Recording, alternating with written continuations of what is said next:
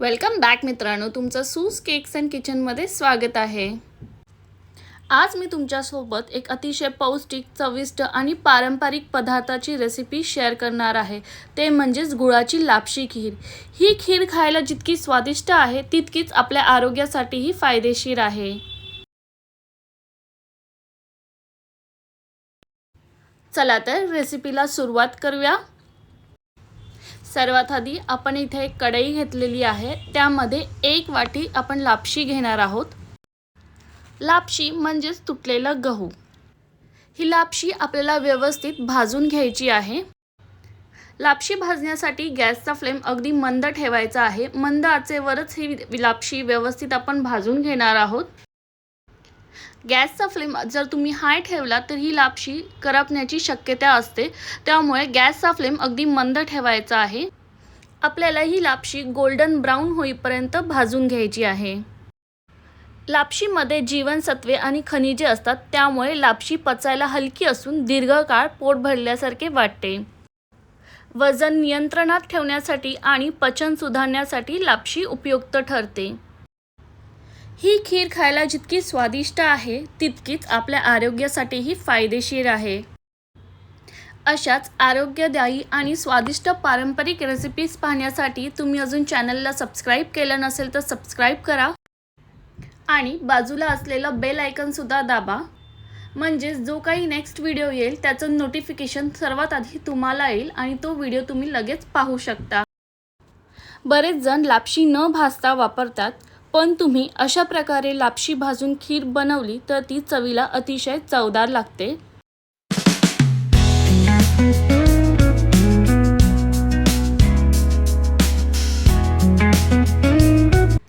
तुम्ही ते पाहू शकता, आपल्या लापशीचा कलर चेंज झालेला आहे, म्हणजेच थोडासा गोल्डन ब्राउन झालेला आहे, म्हणजेच आपली लापशी व्यवस्थित भाजली गेलेली आहे। लापशी भाजायसाठी मला इथे 5 ते 7 मिनिटं लागलेली आहेत। आता आपण गॅसचा फ्लेम बंद करून घेऊया। एका डब्यात किंवा टोपात भाजलेली लापशी काढून घेऊया आणि आपल्याला ही लापशी 2 ते 3 पाण्यात स्वच्छ धुवून घ्यायची आहे। लापशी धुतल्याने त्यामध्ये जर काही दगड किंवा कचरा असेल तर ते पाण्यासोबत निघून जाईल।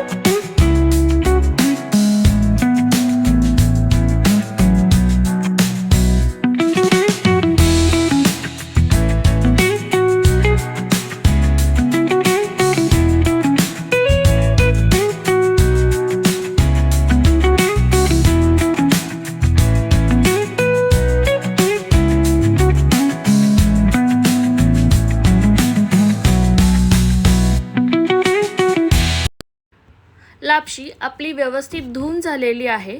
आता आपण यामध्ये 2 ग्लास पाणी ॲड करणार आहोत आणि कुकरमध्ये 6 ते 7 शिट्या काढून शिजवून घेणार आहोत।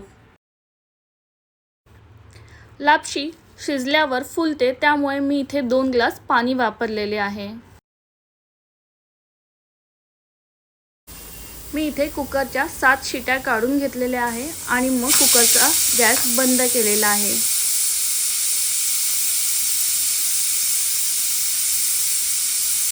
कुकर थंड झाल्यावर मी लापशी बाहेर काढून चेक केली तर बघा, लापशी आपली व्यवस्थित शिजली गेलेली आहे।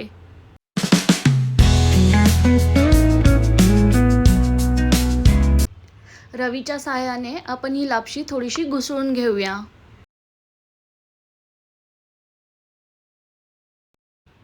आता एका कढईत 2 चमचे तूप घालून घेणार आहोत। तूप व्यवस्थित मेल्ट करून घेऊया। ज्या वाटीने लापशी मोजून घेतली होती त्याच वाटीने 1.5 वाटी चिरलेला किंवा किसलेला गूळ घेणार आहोत। तुम्ही इथे गुळाची पावडर सुद्धा वापरू शकता। तुम्ही कितपत गोड खाता यावर तुम्ही गुळाचं प्रमाण कमी किंवा जास्त करू शकता. पण 1 वाटी लापशीसाठी 1.5 वाटी गूळ हे अगदी योग्य प्रमाण आहे. गूळ व्यवस्थित मेल्ट झाल्यावर आता आपण यामध्ये शिजवून घेतलेली लापशी ॲड करणार आहोत. लापशी आणि गूळ व्यवस्थित मिक्स करून घेऊया आणि आता ही लापशी आपण गुळामध्ये व्यवस्थित शिजवून घेऊया. या खिरीत आपण साखरेऐवजी गुळाचा वापर करत आहोत. गूळ हा पारंपरिक गोड पदार्थ असून त्यामध्ये लोह, कॅल्शियम, पोटॅशियम आणि इतर काही खनिजे नैसर्गिकरित्या आढळतात. साखर बनवताना बहुतेक पोषक घटक निघून जातात, तर गुळामध्ये काही प्रमाणात हे घटक टिकून राहतात. त्यामुळे गूळ हा अधिक नैसर्गिक पर्याय मानला जातो. मध्ये मध्ये आपण व्यवस्थित हे मिक्स करत राहायचं आहे. यामुळे खीर खाली लागणार नाही. आता आपण यामध्ये 1.5 वाटी दूध घालून घेणार आहोत. ज्या वाटीने आपण लापशी मोजून घेतली होती त्याच वाटीने 1.5 वाटी दूध ॲड करत आहोत. तुम्हाला खीर किती पातळ किंवा घट्ट हवी या प्रमाणात तुम्ही दूध इथे ॲड करू शकता. इथे मी रूम टेम्परेचरवर असलेलं दूध वापरलेलं आहे.